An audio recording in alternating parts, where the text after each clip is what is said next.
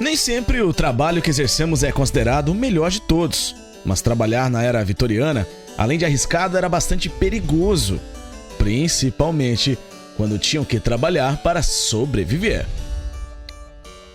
E apesar de alguns trabalhos parecerem bem comuns no século XIX, hoje seria impraticável a execução de alguns deles. Olá, viajantes da história! Não saia daí, porque hoje eu vou te mostrar os 7 piores trabalhos na era vitoriana. Tá curioso para saber mais e quais são? Então já deixa o seu super like, sem mais demora, vamos ao vídeo!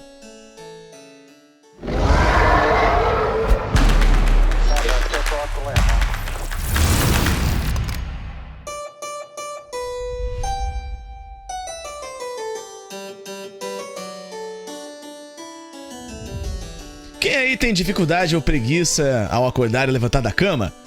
Agora imagine uma ideia genial de acordar as pessoas em um tempo no qual não existem tantos meios tecnológicos como tem hoje. Esse era o trabalho dos despertadores humanos. A sua rotina começa bem cedo e era uma profissão na Inglaterra e na Irlanda. Comerciantes, médicos, lojistas e motoristas frequentemente usavam esses profissionais, bem como fábricas às vezes empregavam despertadores humanos para acordar seus trabalhadores. Isso significa que os despertadores humanos tinham que ter equipamentos adequados de todos os tipos e tamanhos.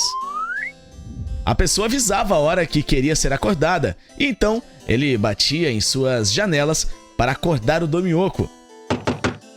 Tudo isso leva à pergunta final: quem acordava os despertadores humanos?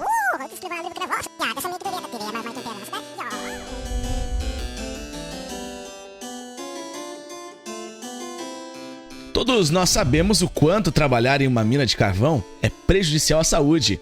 Agora imagine uma criança de 9 ou 10 anos trabalhando nesse segmento. Além de inúmeros perigos de deslizamentos, soterramentos, inalação de gases nocivos que frequentemente matavam mineiros dos mais novos até os mais experientes, era bem comum. As crianças, por outro lado, eram acometidas dos mais diversos problemas respiratórios e, na grande maioria, causavam danos irreversíveis. Como ainda seus órgãos em desenvolvimento, muitos não chegavam à fase adulta. Algumas das funções que as crianças executavam era abrir portas para os carrinhos e cavalos, como também ajudar no carregamento de carvão de 12 a 14 horas por dia. Acidentes poderiam afastar qualquer trabalhador nos dias atuais, sem mencionar que frequentemente eram esmagados por cavalos, portões e carrinhos.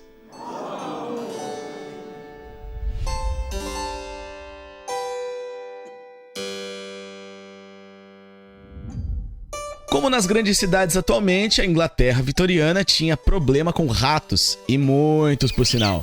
Com isso, uma das profissões consideradas humilhantes, mas também lucrativa, era ser caçador de ratos. Um exemplo disso foi o famoso caçador de ratos Jack Black, que até trabalhou para a Rainha Vitória. Em uma entrevista, que ele revelou que usava uma gaiola que poderia conter até 1000 ratos vivos. Era um serviço que não importava a idade, nem tampouco se você era homem ou mulher. Mas, com algumas gaiolas, um pequeno cachorro e um furão, você já dava conta de iniciar a caçada pelas ruas e casas infestadas em toda a Grã-Bretanha. Ganhava-se dinheiro com ratos mortos e principalmente os vivos, que eram vendidos para as rias, onde lutavam com cachorros e também com gatos. Os ratos cinzas eram os mais agressivos do que os ratos pretos e caçá-los era uma tarefa um tanto quanto perigosa, por uma infinidade de problemas, como contrair uma doença, mordidas, infecções e até mesmo acidentes fatais. Oh!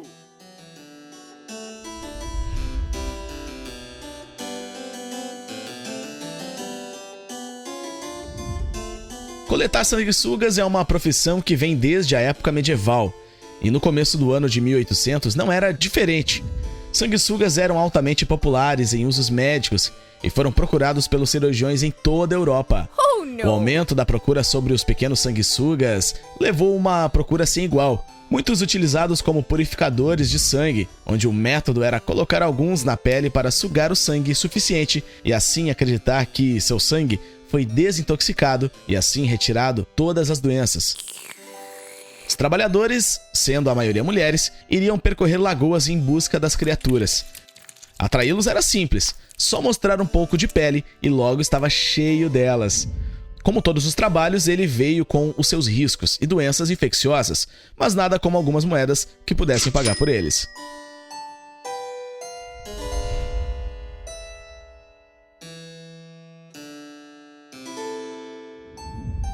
Um lugar apertado, sujo e muito difícil de limpar.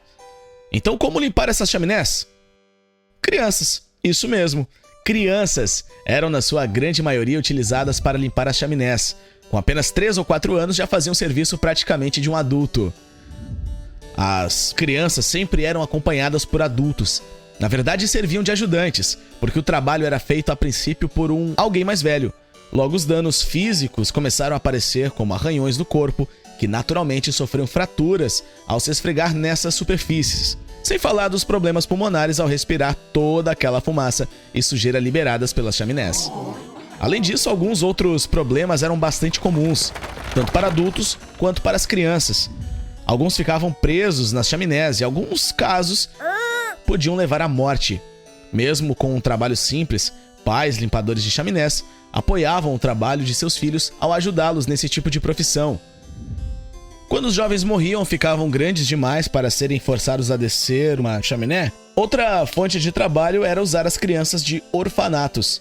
Quando os órfãos estavam em falta, os mais desprezíveis do comércio eram conhecidos por sequestrar crianças para seu uso, basicamente mantendo-as como escravas.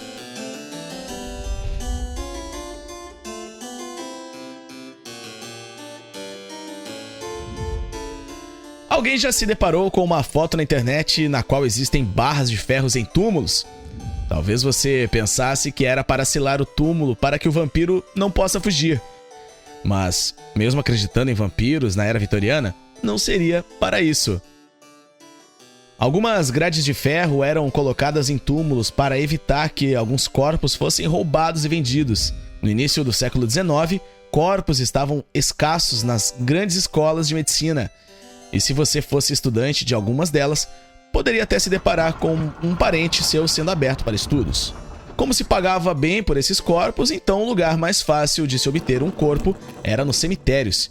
E se essa demanda ficasse escassa, quando novos cadáveres não podiam ser encontrados, sempre davam um jeito. Como foi o caso dos senhores Burke e Hare, que foram condenados por assassinar 16 pessoas a fim de vender seus órgãos para o Royal College of Surgeons de Edimburgo.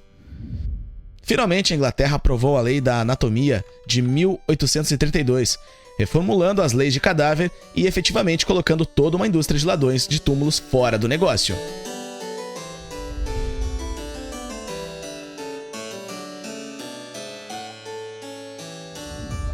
Nos anos de 1800, os coletores eram principalmente mulheres e os doentes. Eles eram pagos por baldes e vasculhavam as ruas em busca de depósitos frescos, ou iam a canis e se voluntariavam para limpá-los para os proprietários. Embora o trabalho fosse relativamente seguro, os historiadores ainda estão tentando determinar onde os catadores conseguiam material para armazenar tantos cocôs. Devido às qualidades alcalinas astringentes contidas nas fezes desses animais, a indústria de couro utilizava tudo que saía dos cães como parte integrante do processo de cura do couro. Então, se você precisasse de um emprego naquela época, era só catar cocô de cachorro para sobreviver. Você toparia? Depois desse vídeo, vou repensar 10 vezes antes de falar mal do meu emprego atual. E você? Toparia um desses empregos? Escreva aqui no comentário, deixa a sua escolha e não esqueça de se inscrever no canal, deixar seu super like e compartilhar com seus amigos. Forte abraço, nos vemos no próximo vídeo. Tchau!